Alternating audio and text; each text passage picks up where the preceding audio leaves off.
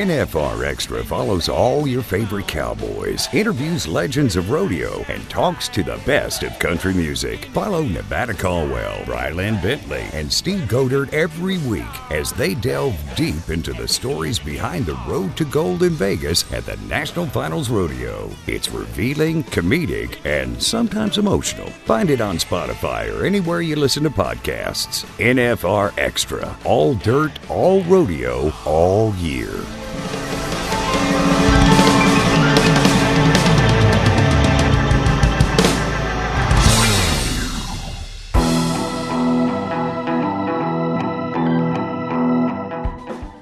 NFR Extra, episode 66. As we count down the Wrangler NFR's road to Arlington, we are blessed to have two special guests that play a significant role in bringing the Wrangler National Finals Rodeo together. President and General Manager of the Cowboy Channel, Jeff Medders, and PRCA Rodeo announcer, Andy Seiler, join NFR Extra. Brylan, Godert, are we getting ready for NFR in Arlington, Texas? I mean, how ready do you have to be ready for? Because I'm ready. Flights are booked, rooms are booked. We are ready to go to Texas and make it the best we can. Just so you know, it is a 24-hour drive from Montana down to Fort Worth. And it's kind of cool, dude. It's like the Christmas calendar countdown for like what, you know, the little whatever where you pull up the deal, the date, and it's got a candy cane or a Christmas deal. That's what it's like every day. It's like, oh, we're doing this. No, it makes sense. I'm really excited just to watch some rodeo and, you know, obviously National Finals Rodeo, right? Like kind of the best of the best. And with the conversations, obviously, we have on here with Mr. Medders and Andy Seiler, we get to touch on some of that stuff. But the more I look at this stadium, start to understand the layout and what's getting ready to happen with competition-wise, and this is going to be unique. But up next, Ryland Bentley's Rodeo News of the Week.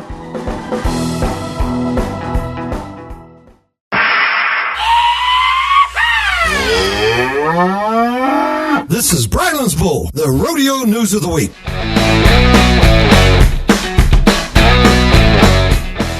PRCA Stat of the Week. 2003, the last time two native Australian cowboys qualified for the same Wrangler National Finals Rodeo, saddle bronc rider Glenn O'Neill and Scott Johnston. In 2020, Australians Kai Hamilton, bull rider, and Jamie Howlett, bareback rider, will be making their Wrangler NFR debut. Dalton Massey wins the Ram Columbia Circuit Finals Rodeo. Clem McSpadden's National Finals steer roping is returning to the Kansas Star Arena in Mulvane November 6th and 7th.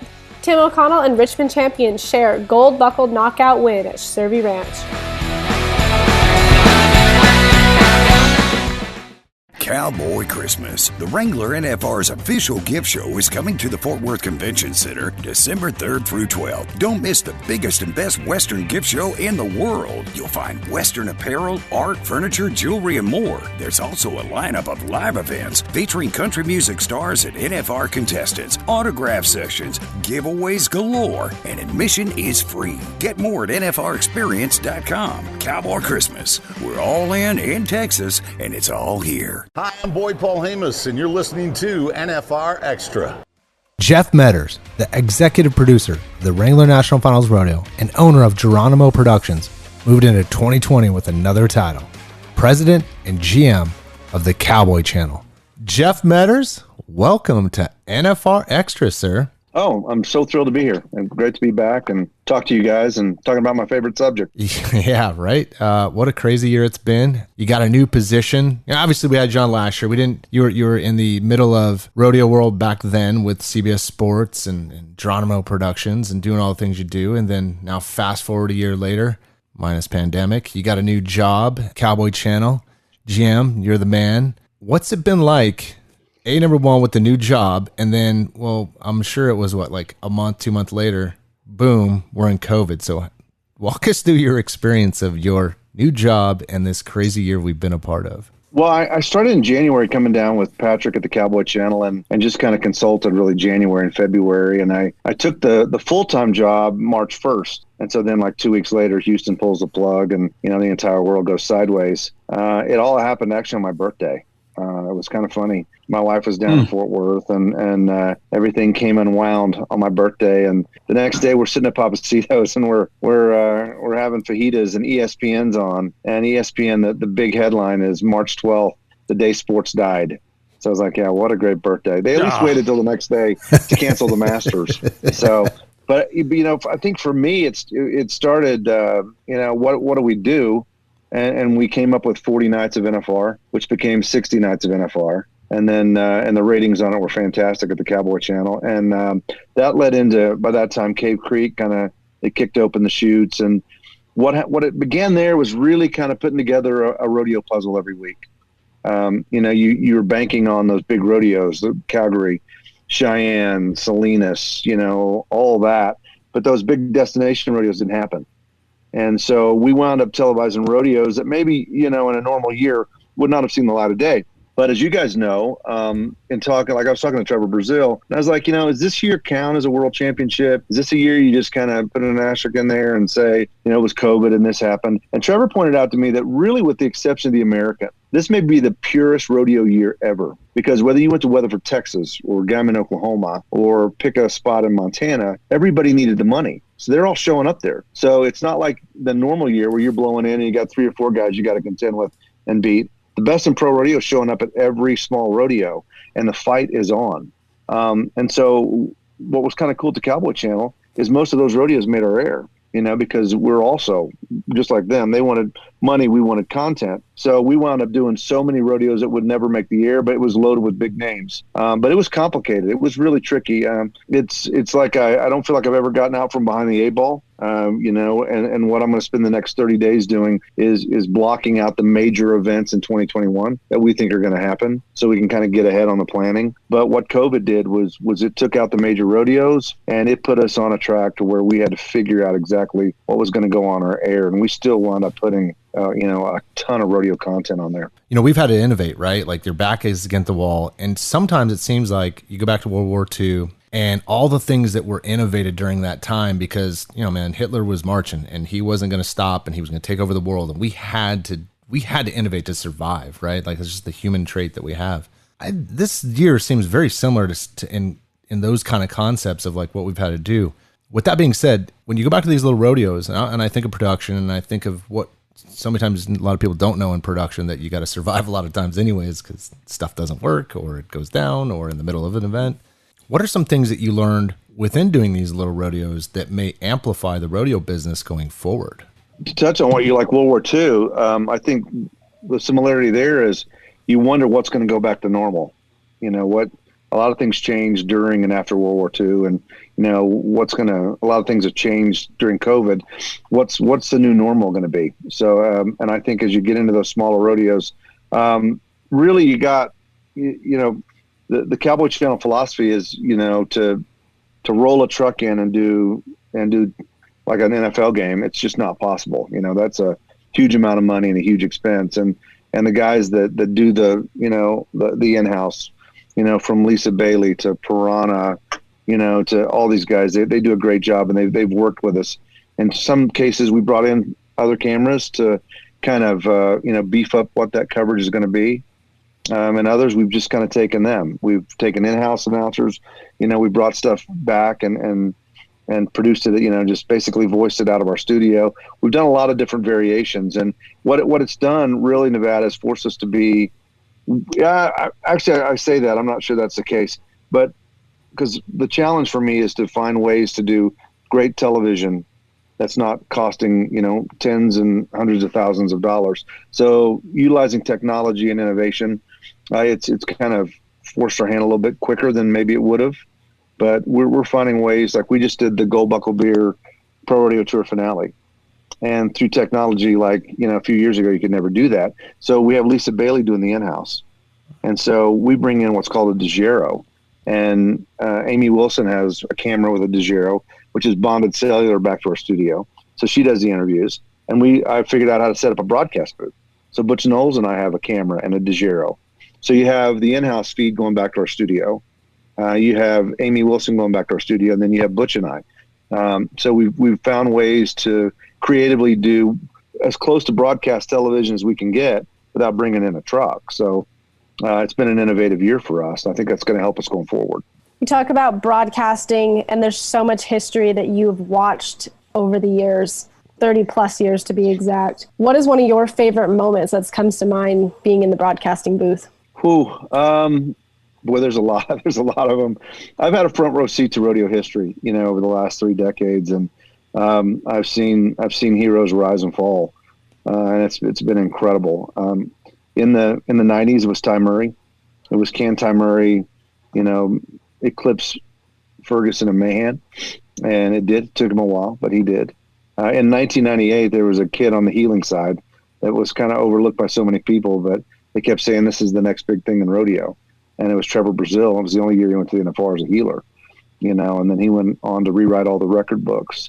Obviously, Cool Alley and Billy Bauer are way up there because, I'm a huge Billy Bauer fan just to watch him. He weighs like $120, and rides the biggest broncs on the planet.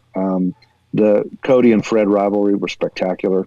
Those guys, what they did, love hates, just. And what's funny is they just needed each other so bad because I don't think they cared about the other 13 guys that were roping. They just wanted to beat each other. Right. And that was fantastic. What Sage Kimsey's done has been groundbreaking and totally different. To win 6 in a row and a chance to win 7, that's been spectacular.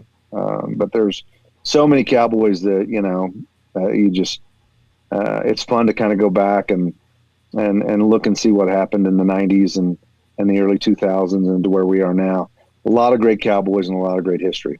That's awesome, man. You talk about that, front row seat to the decades of rodeo that you've had, going from being an Oklahoma man, of watching that NFR in your backyard, moving to Las Vegas, and now coming to your doorstep at your new office. What are some of the challenges that you see of going from the Thomas and Mack, which has been established for so long, to now broadcasting in a major field like Globe Life? That's kind of what's waking me up in the middle of the night right now, to be honest with you.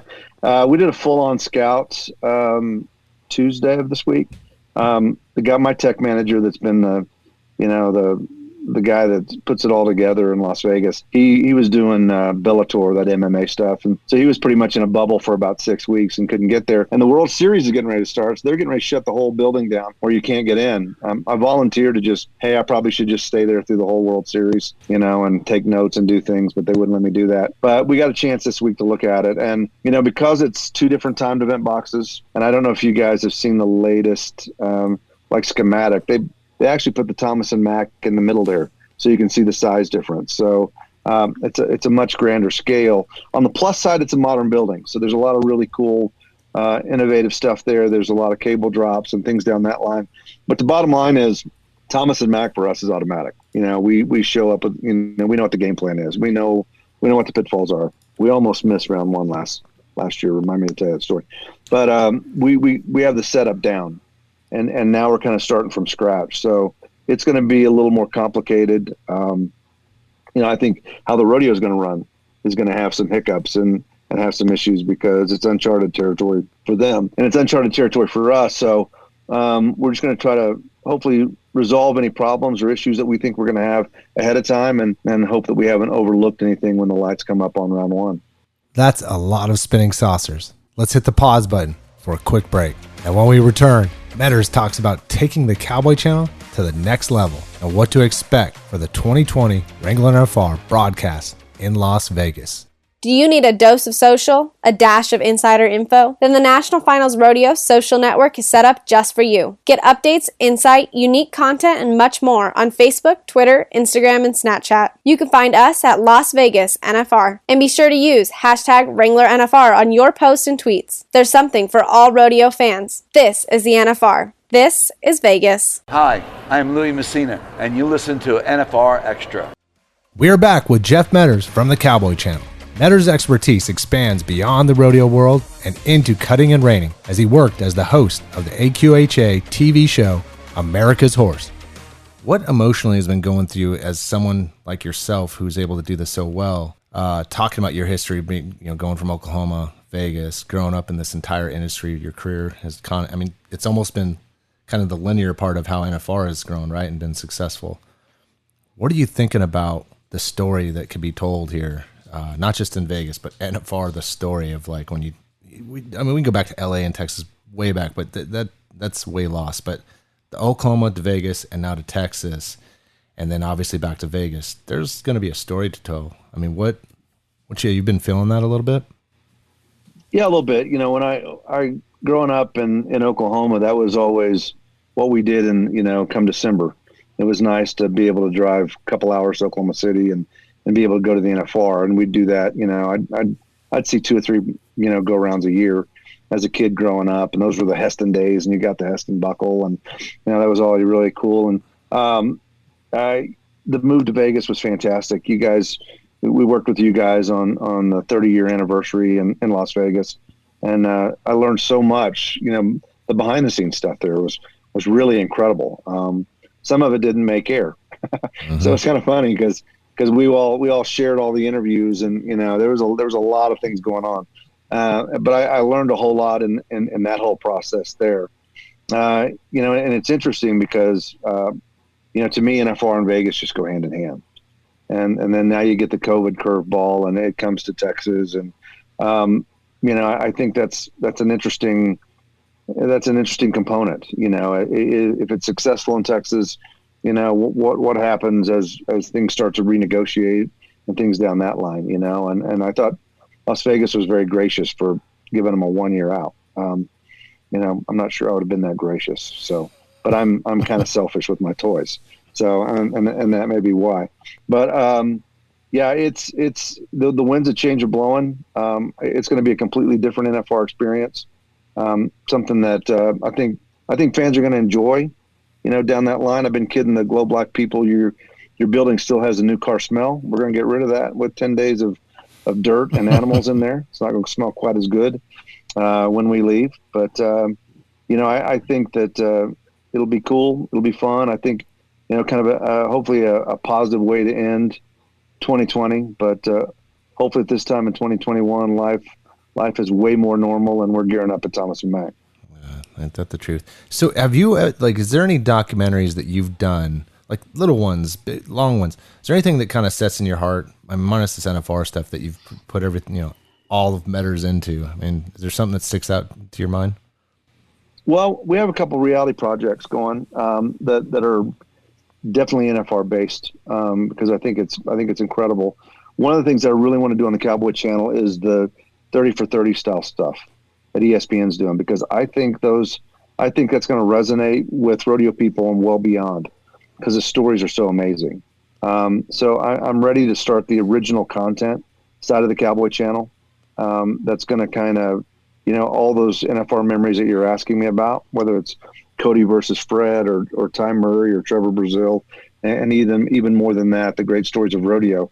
I think it's time to really tell those stories and bring them to life. And I think it's important that they get told, because you look at Sean Davis and you look at the characters and the people that we have, the heroes that we have really in pro rodeo. I think it's time to tell those stories in a time where people are kneeling during the national anthem or standing in the locker room. You have a sport here that's completely different. It's pure Americana, down that line, and the flag and patriotism and character and pull yourself up by your own bootstraps are really the ingredients of all the stories. So I think we have a product here that's going to resonate well beyond just the rodeo world. I definitely look forward to that. Definitely. And I know the Cowboy Channel is blessed to have Mr. Medders and the content that you get to bring. No, thank you. I am blessed to be there. It's been an amazing experience. Patrick Gotch is pretty incredible. His vision is off the charts. And I was talking to him this morning. I came there in January, curious, maybe a little bit skeptical, and I realized right now the Cowboy Channel is going to become the ESPN of the cowboy world. We're going to expand well beyond rodeo. From cutting, reining, ring cow horse futurities to American quarter horse racing to cooking and music and original content. We're going to be the ESPN of the Western world. If you have even the most remote interest in something in the West, we're going to have something for you. And it is an opportunity that I haven't seen in my lifetime. In the past, if you want to be on ESPN, you bought time. If you want to be on CBS Sports Network, you had to go buy time. This is cowboy stuff 24/7, and it's going to be revolutionary. We talk about revolutionary a little bit and not to get ahead of ourselves, but what do you see with the future of rodeo and Cowboy Channel? You mentioned a little bit about Cowboy Channel, but what about rodeo? I think rodeo is about to take off. The ratings, the ratings that we've had in 2020 have been spectacular.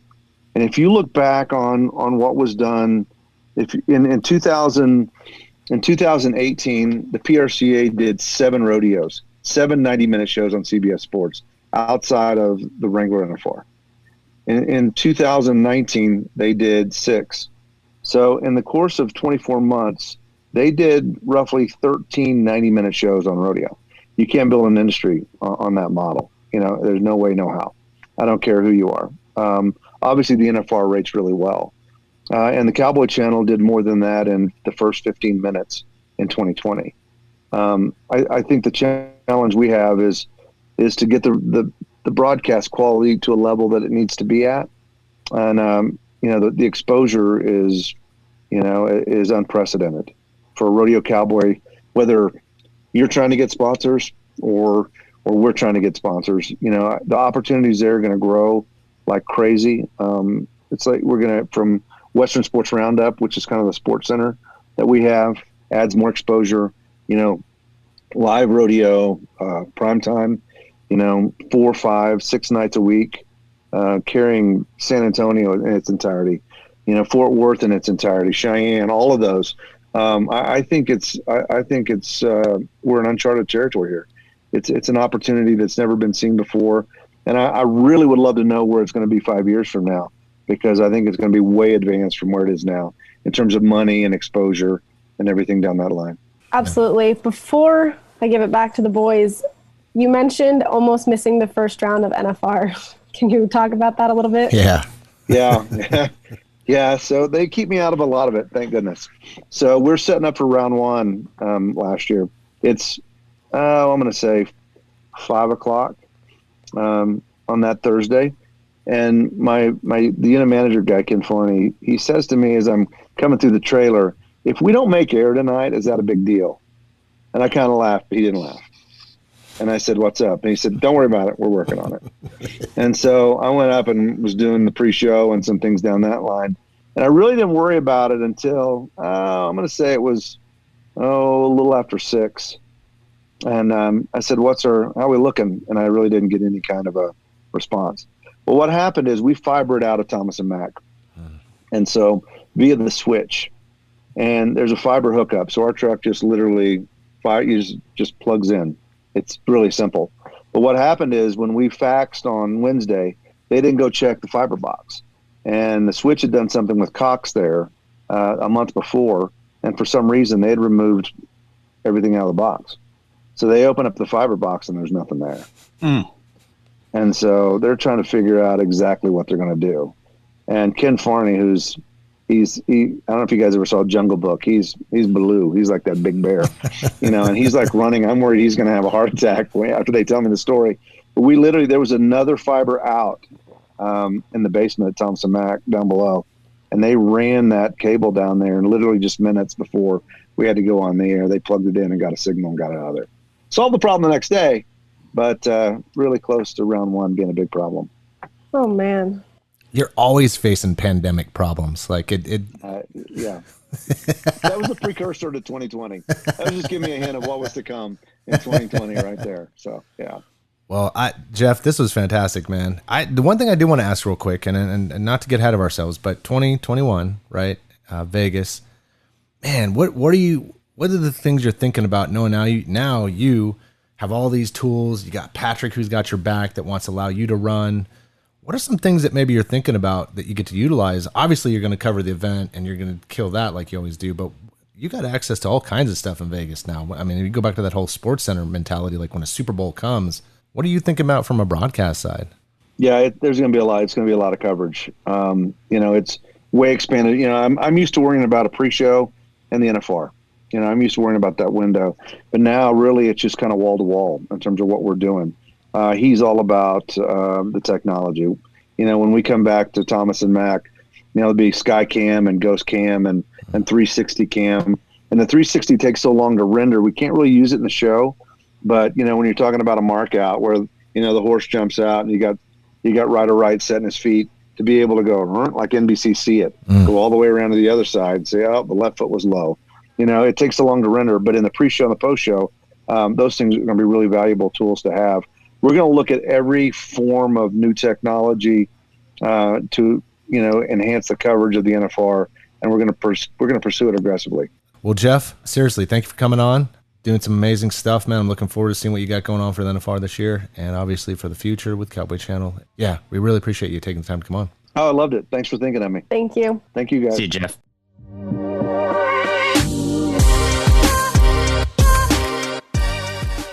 The first National Finals Rodeo was held in 1959. Since that time, the greatest cowboys and barrel racers have graced rodeo's biggest stage in pursuit of the coveted gold buckle and the title of world champion. We continue to honor the top 60 NFR contestants of all time. Hailing from Billings, Montana, Dan Mortensen is one of rodeo's most accomplished cowboys. Dan qualified for the National Finals Rodeo 16 times, his first coming in 1990 when he was the PRCA Rookie of the Year. During his career, he went on to win 6 saddle bronc riding world championships, tied with the legendary Casey Tibbs for the event record. He also claimed the all-around world championship in 1997. During his final world championship season of 2003, Mortensen became the first roughstock cowboy in PRCA history to surpass $2 million in career earnings. Sports Illustrated named him number 2 on the list of Montana's greatest sports figures of the 20th century. Want to experience more of NFR? Then visit nfrexperience.com. And we invite you to subscribe to NFR Extra on Apple Podcasts, Spotify, iHeartRadio, or wherever you're listening right now. If you like what you've heard on NFR Extra, we would love it if you gave us a big 5-star rating and tell your friends how to subscribe. Hi, I'm Speed Williams, 8-time world champion team roper, and this is NFR Extra. Professional rodeo announcer Andy Seiler is no stranger to the rodeo industry. Seiler is announced all over the country in places like Rodeo Houston, Caldwell Night Rodeo, Junior World Finals, the College National Finals Rodeo, and just recently announced the Wrangler National Finals Rodeo in Arlington, Texas. Mr. Andy Seiler, welcome to NFR Extra. Thank you. I appreciate you guys having me on. Now we're talking to rodeo royalty, so it's our pleasure, man, to have you on. I don't know about the royalty part. That's just a little bit of pandering, but there's some exciting times here in the Seiler household, that's for sure. So before we get ahead of the, why we're calling you rodeo royalty, man, we've had a lot of people on the show, and clearly this is kind of a shticked question that we ask now, is that during interesting times, crazy times, and we've all had to innovate.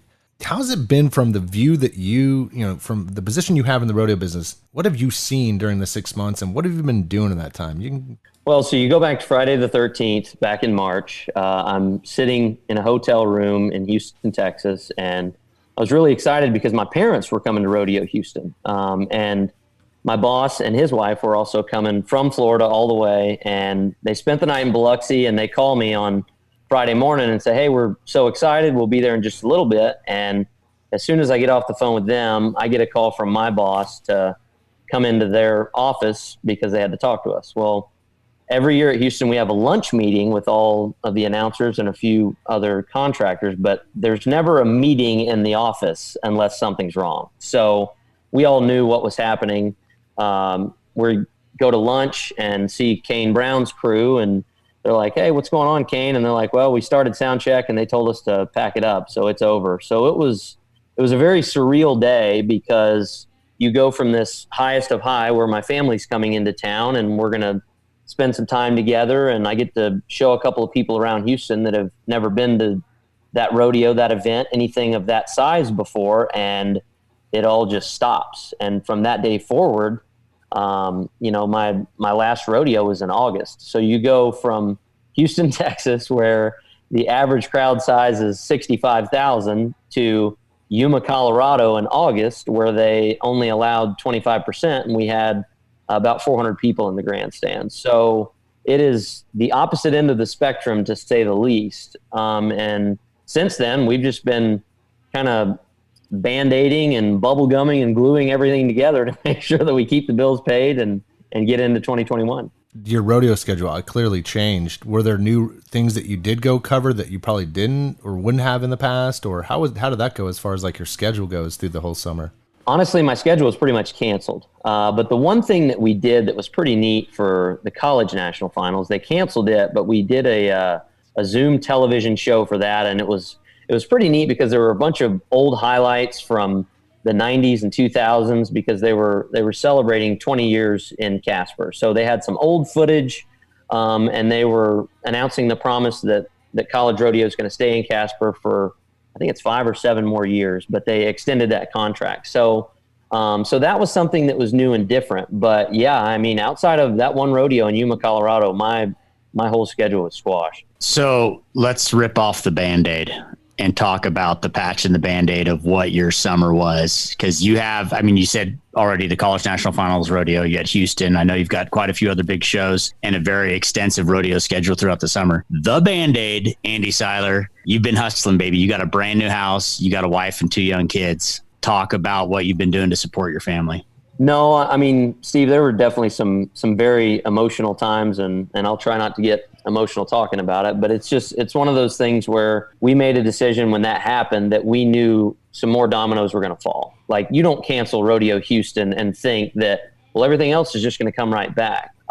So my wife and I just made the decision that, hey, we're going to do anything and everything that we can to make sure that we provide for our kids and provide for our family and do what's best. So at the same time that Houston was canceling, my family farms peanuts. So my dad's harvesting peanuts and he needed some help with a truck driver. And I also work for a horse feed company here in Ocala. So I got to spend a lot more time with my feed dealerships. I drove a semi for my dad, hauling peanuts all over the Southeast. So I've got some truck driver stories. I don't know if all of them are Zoom ready or not, but let's just say instead of sleeping in nice hotel rooms at rodeos, I spent many a night sleeping in the cab of a 99 International. And it's a humbling experience, to say the least.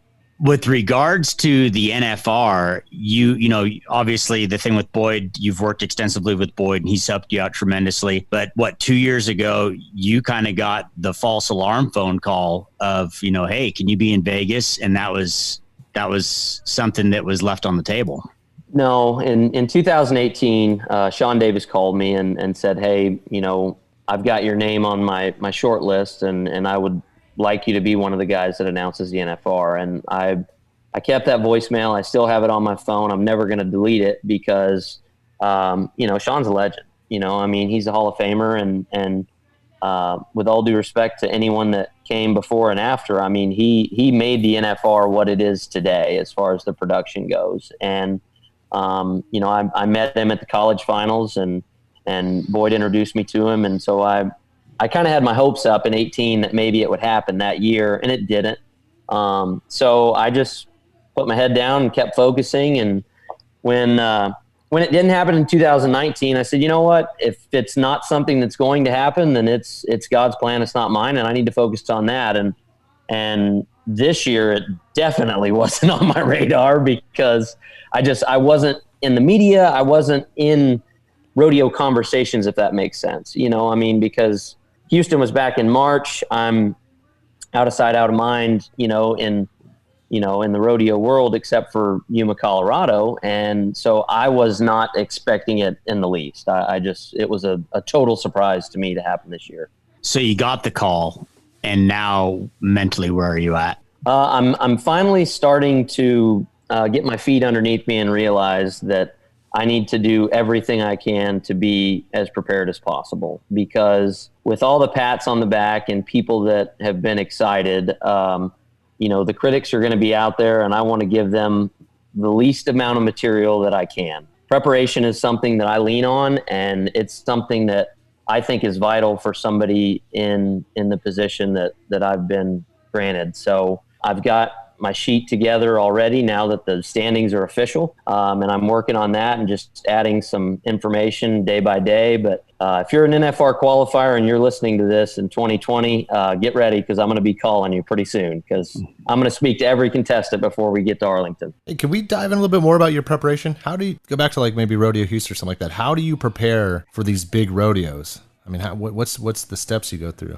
So, I mean, depending on who the contestant is and how long they've been in the business, I mean, there's a lot of guys that you can just spout stats off because, you know, they've been doing it for 15 years. I mean, Casey Field, for instance. I mean, Casey Field, you've seen him so many times, and I got my card back in 2008, so it's been 12 years, but you've seen him so many times that you just go, oh, he's a 4-time world champ. I competed with this guy at the College National Finals. You know, I mean, you know them because you've grown up together.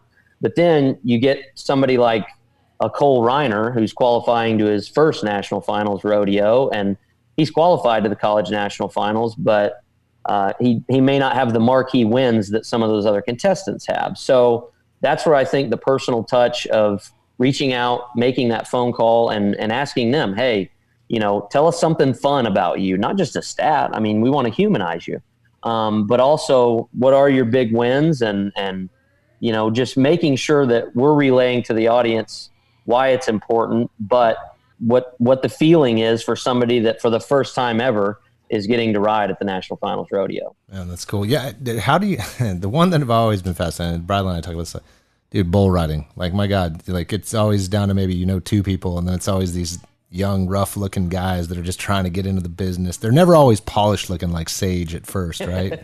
How do you attack bull riding? Because I mean, man, it seems very few and far between a lot of times, just how those guys come and go. You know, I think the biggest thing with bull riding is just being able to stay healthy. Okay, bull riding, there's no rhythm and timing. So I mean, bareback riding is very physically demanding on your body.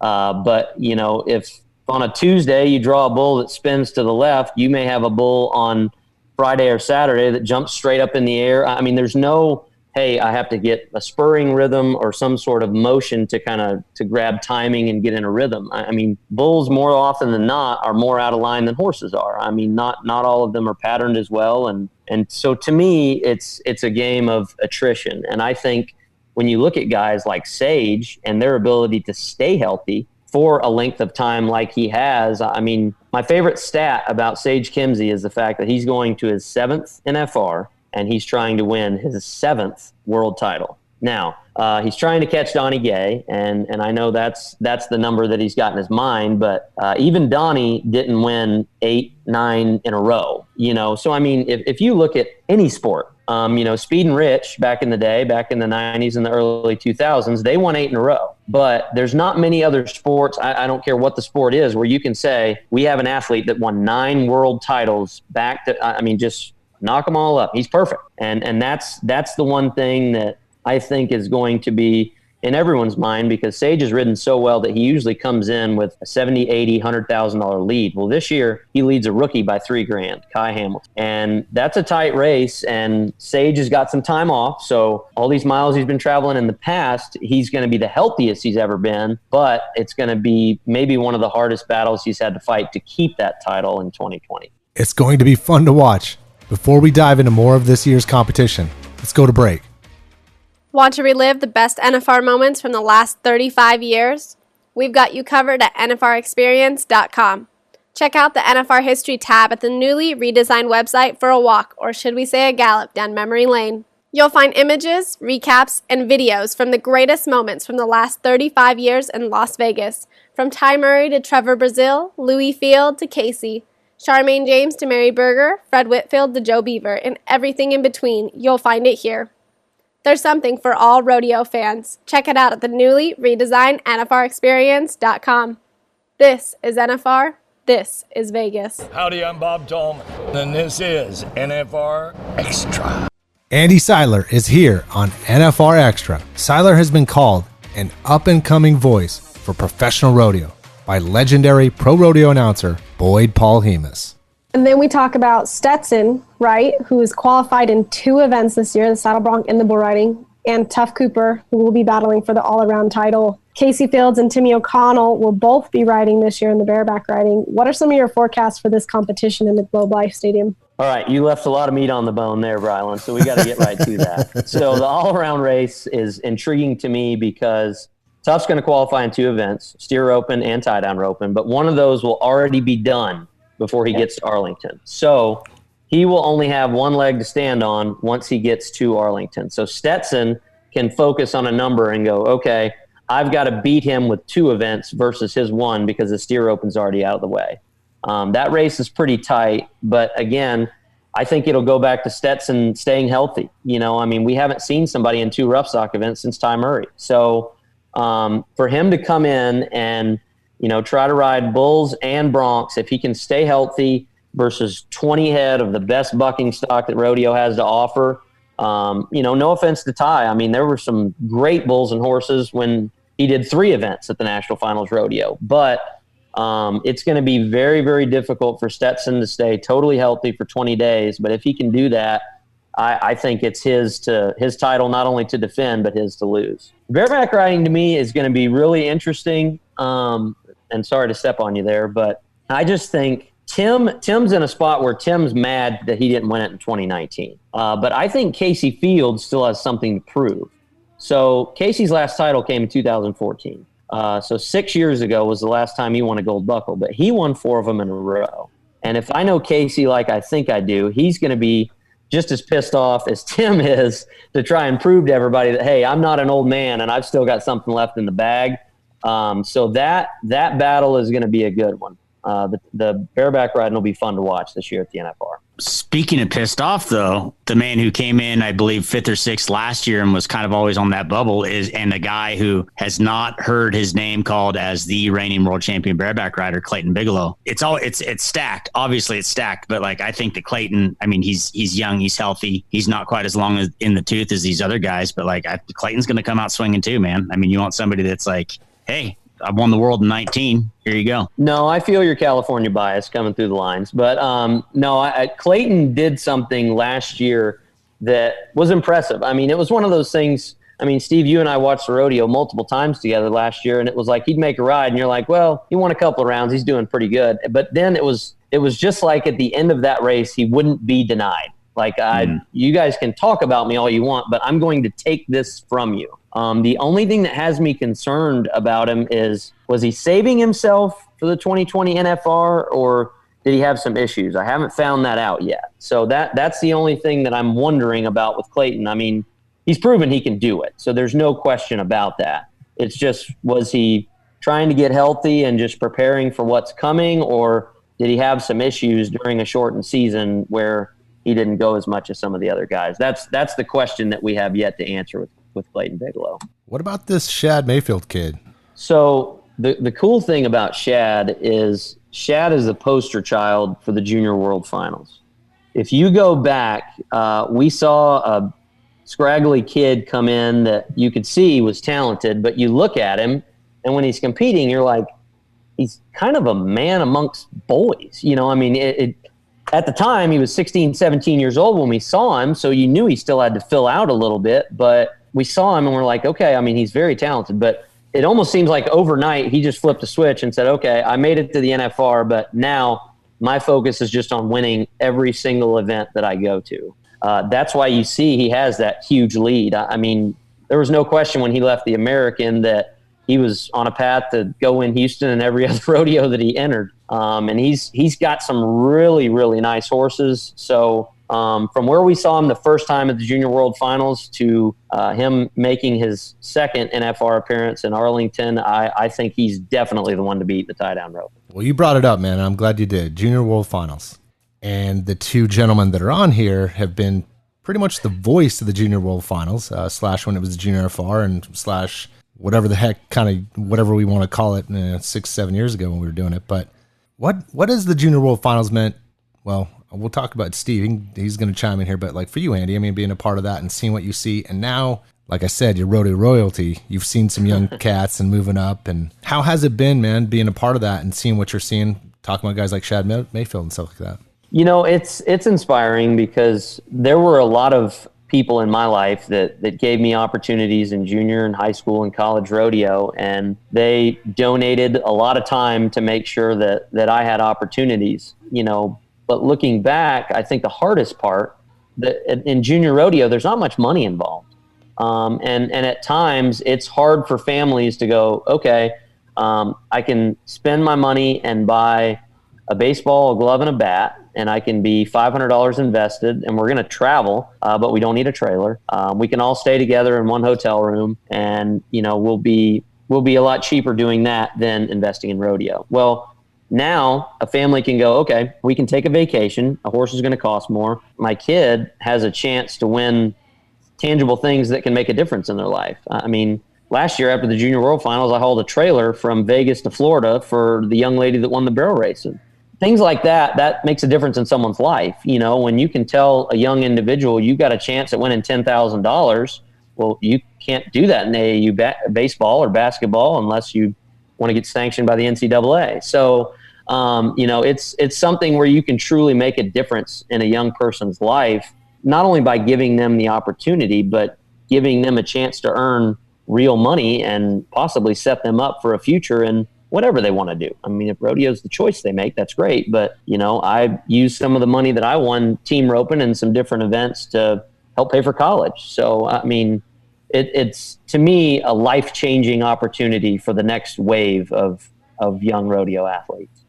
Well, I don't want to ever have Oatberry be mad at me, so I don't want to get this figure wrong. But I think that between prize money, prizes, and scholarships, he had like almost $90,000, maybe more than that, just for the one event. So you figure what that does for those kids. You know, I 100% agree with you that the opportunity for setting yourself up for success is now available on the developing levels of rodeo. Well, and I think that's a good point, Steve, because Oat really emphasized to a lot of those athletes and hopefully future student athletes is your education is what matters more than anything. I mean, you know, you look at a lot of late 30s, early 40s cowboys, and it's like, well, guess what? You got 30 or 40 years left on this planet. So you need to have something to fall back on, you know, whether that's an ag business degree or, you know, thankfully I got a broadcast journalism degree and I use it from time to time. So, you know, things like that you can fall back on and know, hey, I have other goals that I've accomplished outside of the rodeo arena. And you can transfer that to a business person when they say, well, what have you been doing the last 20 years? Well, I mean, I got a college degree before I started all of this. It wasn't just that I've been, you know, a rodeo contestant and I haven't done anything with my life. No, you've got a goal that you accomplished a long time ago and some business acumen to you. So you're hireable. You know, in Vegas, we pretty big on, obviously, rodeo. We talk about NFR and things like that. But behind the scenes, a lot of people don't know that there's a big baseball and basketball mecca in Vegas, right? And we run a lot of the AAU programs with Adidas and Nike, and just every kid from the West Coast flocks to Vegas just to be a part of it, just to see. Hell, I remember back in the day watching Kevin Garnett come there, LeBron James roll through. And now when we talk about the Junior World Finals and to everything that we're talking about here, we're taking like an AAU program basically and dropping it in all these kids' backyard in Texas. How important do you think it is for the Junior World Finals for this year being in that backyard, that where all these kids can get to the stockyard? Like, you know, they all can't make it to Vegas, man. It's not cheap for some of these families. So what do you think on that side of the importance of Junior World Finals being in Fort Worth? I think very easily it could be a match that starts a fire. I really do. Just because, like you said, I mean, if it's going to be a target-rich environment where, you know, I don't know how many PRCA rodeos along with all the other rodeo associations that are in the state of Texas, but there are certain places, if you live in Stephenville or somewhere like that, you can go to a roping or a rodeo almost any day of the week. I mean, you know, my dad's taking some clinics and stuff in that area, and it's just like, well, what division do you want to rope in? Because you can throw a rock and somebody's roping tonight. So for the Junior World Finals, I think it's going to showcase it in a different area that will make maybe some 8, 9, 10-year-old kids that were on the fence go, hey, when this goes back to Vegas, Mom and Dad, I want to do this. You know, me having 2 kids, I can tell you more than anything, if you want to light a fire under them, show them what the next level is doing. You know, I mean, my son's playing soccer right now. He's 8. You take him to the 11 and 12-year-old game, and he's like, whoa, those guys are good. I need to practice, you know, and that's what I think you're going to see is, you know, there may be some junior high kids that are in 8, 9, 10th grade, you know, and they see some of these older kids and they're like, okay, all right, well, the competition is stiff, and Shad Mayfield was there 2 years ago. That's what I need to do to keep raising my own bar. You talk about Shad, but also Bridger Anderson in the steer wrestling. He'll be making his first trip to the NFR. He will, and I'm glad Oak put that program together. I mean, because to me, steer wrestling is one of those events like bull riding and bareback riding where you need somebody to give you safe opportunities to compete against people at your level. And the qualifiers that he's put together, I mean, you really see how bright the future in our timed events are moving forward. I mean, Oat's done a great job of not only putting the money up, but like Steve talked about earlier, I mean, the scholarships, he's focused on giving them an opportunity at the youth level, but also, hey, if you want to go get your education, you can qualify for the CNFR, because there's plenty of guys that have won the CNFR and then gone on to win Reno or whatever, and then carry that into qualifying. I mean, JD Struxness is one that comes to mind. JD did that. He won the college finals and then said, all right, well, I'm good enough to beat these guys. Let me try from there. And then he's qualified to 3 NFR since then. So what a year, and what a way it's going to culminate. It's amazing. You know, Andy, really, seriously, thank you for thanks, honestly, taking the time and sharing all the this Andy Seiler information and rodeo. And seriously, man, this is we're blessed to have you on today. Well, I appreciate it, guys. I'm very honored to get this opportunity, because I've got a family that really supports me. I've got a wife that loves me, and I'm not saying that just because she's in the room, but the support I get not only from her, but from my parents who hauled me all over going to rodeos. I mean, it wasn't too long ago that I was just a kid roping the dummy by myself, talking to myself like I was in the Thomas and Mack, and I didn't know why. You know, you fast forward to 26 years later, and I understand God's plan for me was to announce that same rodeo. So it's a dream come true, and I can't wait for that opportunity to come about. Being a kid growing up in rodeo, what is it? Backing in the box, it's the 10th round, and it's for all the money and a world champion. That's exactly right. And usually you have to break the arena record in order to do it. You know, so yeah. If you're going to do it, just win the round, win the average. I mean, the whole deal, you know. And it's funny, though, because I always used to do like a couple of teams before it was me roping. And, geez, Rich Skelton always roped a leg right before I walked in the box. I don't know how that happens, but, you know. Even that blind squirrel finds a nut. Even every once in a while, you know. I'm just looking for my caricature. Maybe one day I'll get one. Yeah. Well, man, seriously, Mr. Seiler, God bless you, man. Super, super happy about your success. Definitely going to miss you Junior World Finals. Well, it looks like Steve's going to be running a ship, man, and kind of, you know, hopefully as someday I'm hoping that it'll be the Steve, Andy, and Mooney show, man, that'll be running that NFR, and just great talent, man, all through the rodeo business right now. You two are a testament to that. They'll be in great hands with Steve. He's been there since the beginning, and he's the bell cow. I mean, he keeps everybody in line, and it's cool because the Junior World Finals has given me some new friends, Steve being one of those, and it's a true friendship that has turned into a family. I mean, you know, we talk, and it's been the friendships that we have in this business that have carried a lot of people through this pandemic. So it truly is a family, and I'm just glad to be part of it. Ain't that the truth, man? Well, Andy, thank you for coming on. Look forward to your success. Look forward to hearing you, man, in Arlington. It's going to be awesome. You bet. Thank you, sir. See you guys there. Yeah. See you, buddy. Texas.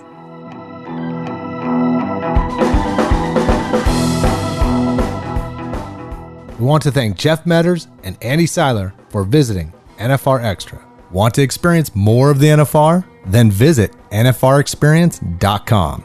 And we invite you to subscribe to NFR Extra on Apple Podcasts, Spotify, Google Podcasts, Stitcher, iHeartRadio, or wherever you're listening right now. If you like what you've been hearing on NFR Extra, we would love it if you gave us a 5-star rating and tell your friends how to subscribe.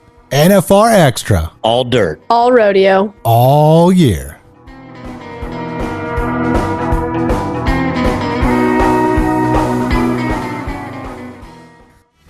Gotta make it out to Vegas, where the big boys roam, with the rovers and the racers and the bulls and the broncs, and the ladies in the skin-tight Wranglers and the cowboy hats.